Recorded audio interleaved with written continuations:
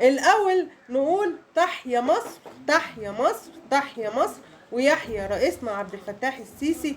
وشكرا جدا على مبادرة 100 مليون صحة للمواطن المصري اللي عربياتها يا جماعة في شوارع جمهورية مصر العربية كلها.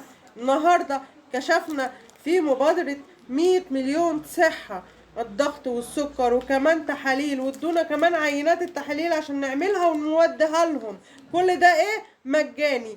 كل ده مجاني للمواطن المصري. كل دوت مبادرة 100 مليون صحة. وكمان في مبادرة بداية لمساعدة الناس لإسعاد 9 مليون و300 ألف إنسان في أي ورق أو أي تخليص ورق أو أي حاجة هو محتاجها في بداية. غير طبعا مبادرة 100 مليون صحة اللي عربياتها زي ما بنقول موجودة في شوارع جمهورية مصر العربية كلها، وكمان بيدوك كارت متابعة تتابع معاهم ويعرفوا يطمنوا على صحتك ويطمنوا على حالتك الصحية. كل ده مجانا. وكمان لو في تحاليل بيدولك العينات تعملها وتوديها لهم. لو انت مكانك قريب منهم بتوديها لهم في نفس الوقت، لو انت مكانك بعيد ممكن عادي تاني يوم تودي لهم التحاليل وتودي لهم الحاجات اللي هم طلبوها منك. مبادرة مجانية من وزارة الصحة برئاسة رئيسنا عبد الفتاح السيسي.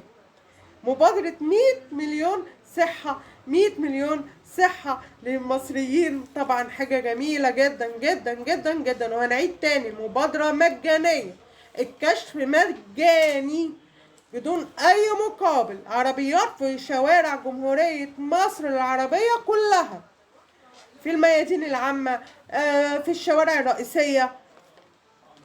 اسألوا وخشوا شوفوا. في كمان رقم تليفون هسيبه لكم علشان تتصلوا وتقولوا انتوا ممكن تشوفوا العربيات اللي موجودة فين. رقم مبادرة 100 مليون صحة هكتبه لكم دلوقتي.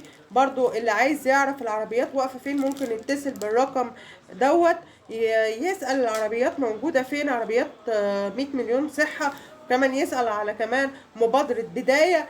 اتصلوا وشاركوا واطمنوا على صحتكم بالمجان من مبادرة 100 مليون صحة. وكمان لو عندكم أي مشاكل أو في ورق مخلص عندكم مبادرة بداية لإنسان جديد.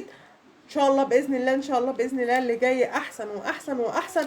بس لازم نقول تحيا مصر ويحيى رئيسنا عبد الفتاح السيسي، ويا رب يحفظ لنا بلدنا ودايما بلدنا أمن وأمان، أمن وأمان يا رب العالمين. تحيا مصر. سلام.